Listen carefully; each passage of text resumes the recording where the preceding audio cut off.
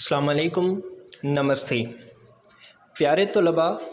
आज हम क्लास 6 के सब्जेक्ट आसान उर्दू के लेक्चर नंबर 2 में अहमियत उर्दू ज़बान और उर्दू अदब पर गुफ्तगू करेंगे। प्यारे तलबा, लेक्चर नंबर अव्वल में हमने अहमियत ज़बान पर गुफ्तगू की थी। अब आज हमारा दूसरा लेक्चर है, तो आज हम अहमियत उर्दू ज़बान और उर्दू अदब पर गुफ्तगू करेंगे कि भाई उर्दू अदब हमारे लिए कितना अहम है और उर्दू ज़बान की अहमियत क्या है। इसके साथ साथ मैं कुछ इजाफ़ी मालूमात भी आपकी समातों के नज़र करूँगा कि देखें उर्दू ज़बान की अहमियत क्या है। सबसे पहला सवाल ये है।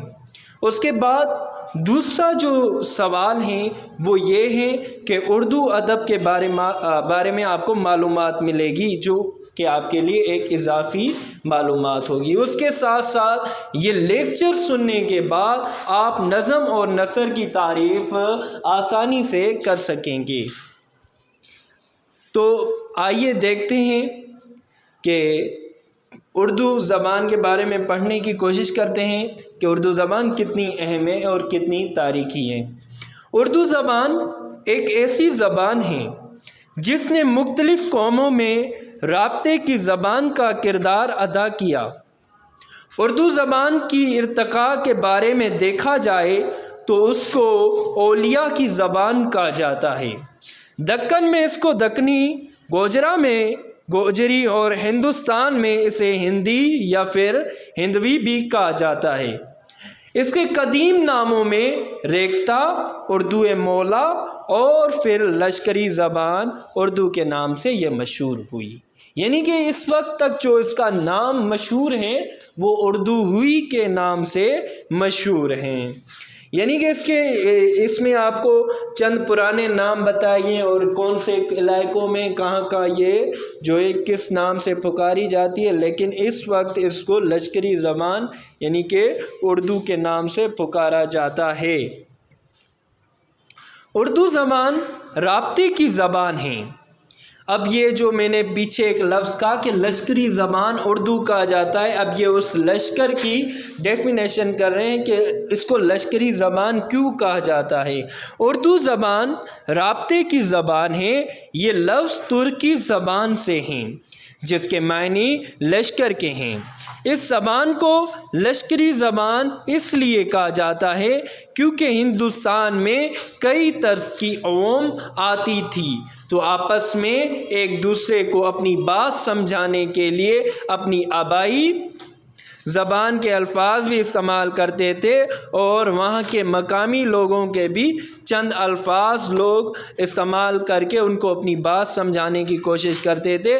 तो फिर इस तरह से कुछ उनकी ज़बान के अल्फाज और कुछ उस इलाके वालों की ज़बान के अल्फाज मिले, तो इस तरह से एक तीसरी ज़बान वजूद में आई। और इसके बारे में एक दूसरी राय भी मिलती है कि जो एक लश्कर यानी वो कैंप वाली जिसमें वो तुर्की, वो एक आप जब आगे आएंगे तो आपको बताया जाएगा, क्योंकि इसके बारे में दो नज़रिए, एक नज़रिया मैं आपके सामने पेश कर रहा हूँ, इसके बारे में जो दूसरा नज़रिया है जब आप दूसरी यानी कि इससे अगली क्लासों में आएंगे तो वो नज़रिया आपको बाद में बताया जाएगा, क्योंकि ये नज़रिया भी एक आम पाया जाता है। और जबकि ज़्यादातर वो नज़रिया है कि वो कैंपिंग वाला, जिसमें आपको आगे इंशाल्लाह उसको मज़ीद जो है अगली क्लासों में आपको वो चीज़ें समझाई जाएंगी।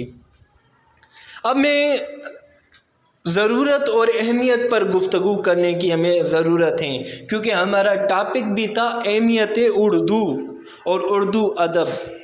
उर्दू दुनिया की तीसरी बड़ी ज़बान है। उर्दू दुनिया की तीसरी बड़ी ज़बान है और पाकिस्तान की कौमी ज़बान है।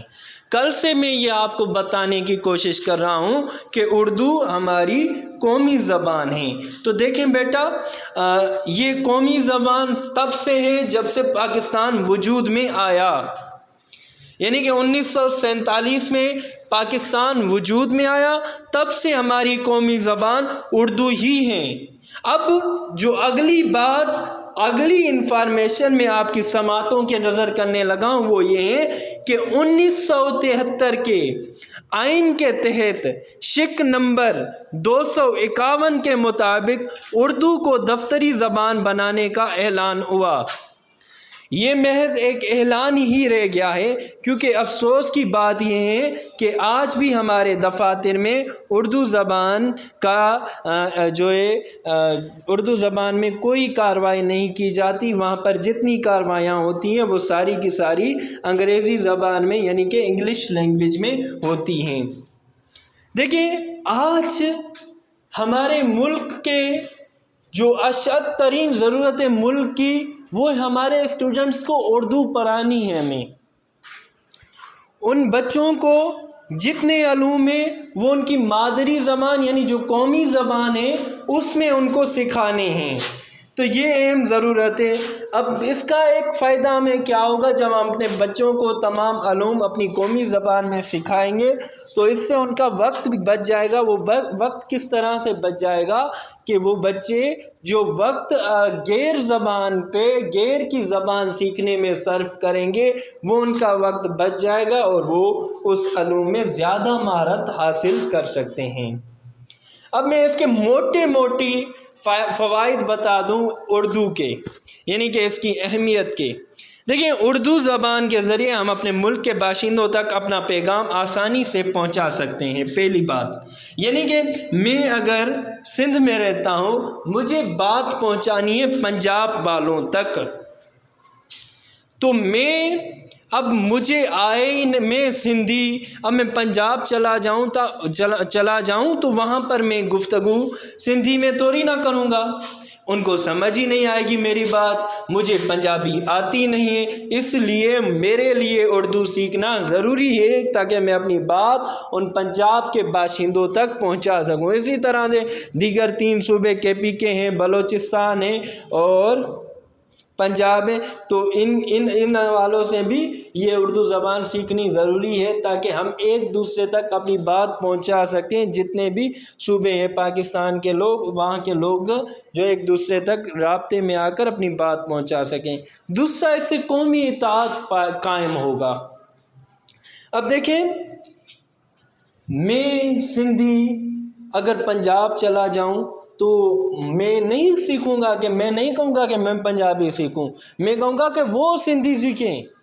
اس طرح سے ہمارا یہی جھگڑا ہوگا۔ پھر ایک ایسی زبان، بالفرض میں نے گیا پنجاب، میں نے پنجابی سیکھ بھی لی، اب مجھے کبھی بلوچستان جانا پڑے تب کیا میں بلوچی سیکھوں گا؟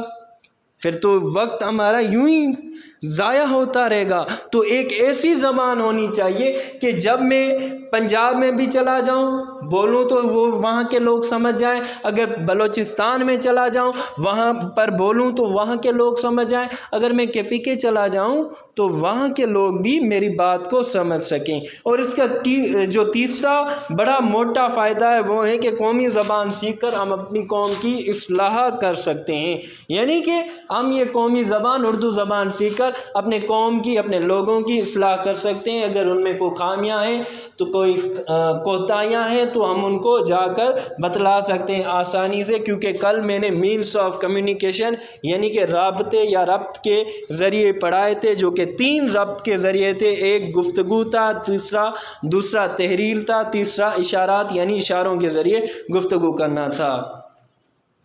دیکھیں، آج کی جو دوسری بات ہے وہ اردو ادب ہے۔ اردو ادب کیا ہے؟ میں جلدی سے آپ کو سمجھا دوں کہ اردو زبان پر مشتمل ادب کو اردو ادب کہا جاتا ہے، جو نثر اور شاعری پر مشتمل ہیں۔ نثری اصناف میں ناول، افسانہ، داستان، انشائیہ اور مکتوب نگاری اور سفر نامہ شامل ہے، جبکہ شاعری میں غزل، رباعی، نظم، مرثیہ، قصیدہ اور مثنوی ہیں۔ اردو ادب میں نثری ادب بھی اتنا ہی اہم ہے جتنا کہ شاعری ادب، لیکن غزل اور نظم سے ہی اردو ادب کی شان بڑی ہے، ایسا سمجھا جاتا ہے۔ اردو ادب پاکستان میں مقبول ہے، بھارت میں مشہور ہے اور افغانستان میں بھی سمجھا اور پڑھا جاتا ہے۔ پیارے طلباء، دیکھیں، اردو ادب 2 حصوں پر مشتمل ہے، جس میں پہلا حصہ نظم یا شاعری پر ہیں، اور جو اس کا دوسرا حصہ ہے وہ نثر پر ہیں۔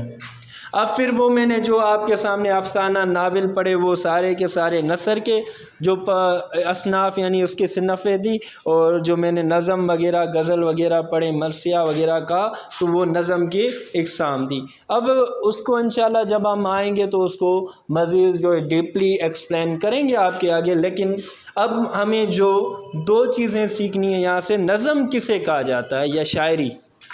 بھئی مشکل الفاظ کی مشکل ترتیب کو نظم کہا جاتا ہے، مشکل الفاظ کی مشکل ترتیب کو نظم یا شاعری کہا جاتا ہے، اور سادہ سے الفاظ کی سادہ سی ترتیب کو نثر کہا جاتا ہے، سادہ سے الفاظ کی سادہ سی ترتیب کو نثر کہا جاتا ہے۔ پیارے طلباء، امید ہے کہ آپ کو یہ باتیں سمجھ آئی ہوں گی، اور انشاءاللہ جو ہمارا نیکسٹ لیکچر ہوگا اس میں ہم اپنے کتاب کی ابتدا کریں گے۔ آپ کی سماعتوں کا بے حد شکریہ۔